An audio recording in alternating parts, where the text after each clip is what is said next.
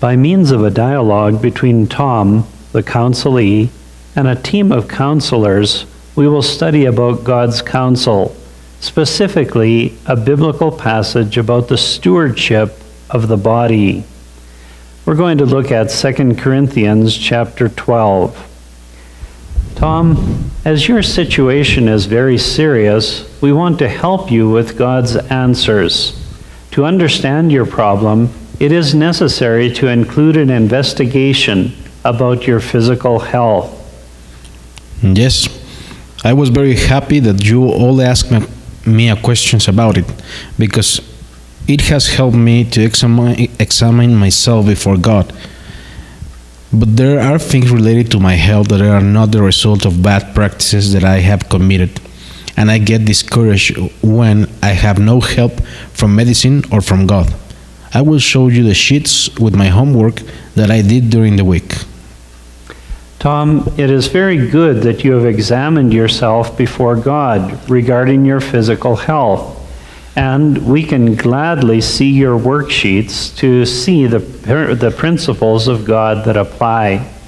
In the Bible, it says that Paul had to learn how to deal with a similar problem to the one that you have just described. So let's open our Bibles, and we're going to look up 2 Corinthians chapter 12, verses 7 to 10. And let's see what God tells us through the Apostle Paul. Tom, instead of reading the passage in 2 Corinthians 12 aloud, you can answer some questions with the words found in the verses. According to verse 7, what problem did Paul have? He was given a thorn in his flesh. Thank you. That is correct. When he says that he was given a thorn in his flesh, we understand that it was not a result of something that Paul would have done wrong, but he came to have that thorn in his flesh anyway. It does not tell us much more about the thorn in the flesh, but since it was a weakness in his body and something unpleasant, what did Paul do according to verse 8? 3 times he implored the Lord to remove it from him. Thank you. That's correct. Paul asked for supernatural healing, and God could easily have performed it.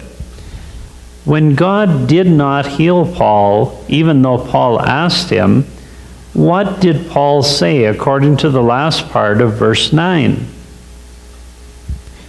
Most gladly, I will rather boast in my weaknesses. That's right.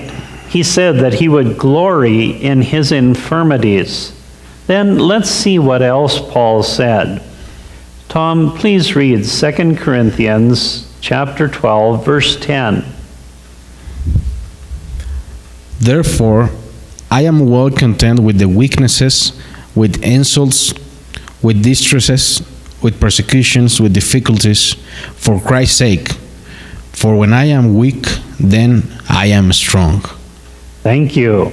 It is not that Paul wanted more weaknesses, but because he had the weakness and God did not remove it from him, he said that he was content to find his strength in the Lord in the midst of his difficulties and weakness. Although Paul was serving the Lord fully, he had to endure under the weight of continuing and persistent weaknesses, insults, distresses, persecutions, and difficulties. Can something similar happen to the believer today? Yes, indeed. Pain and suffering can persist in the life of a believer who is completely consecrated to God.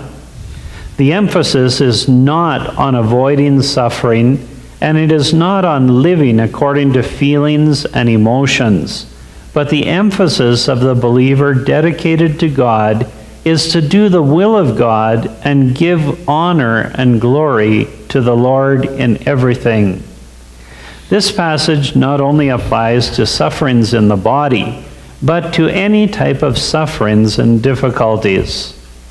Let's take a moment to meditate and respond to what the Lord speaks to us through 2 Corinthians chapter 12, verses 7 to 10.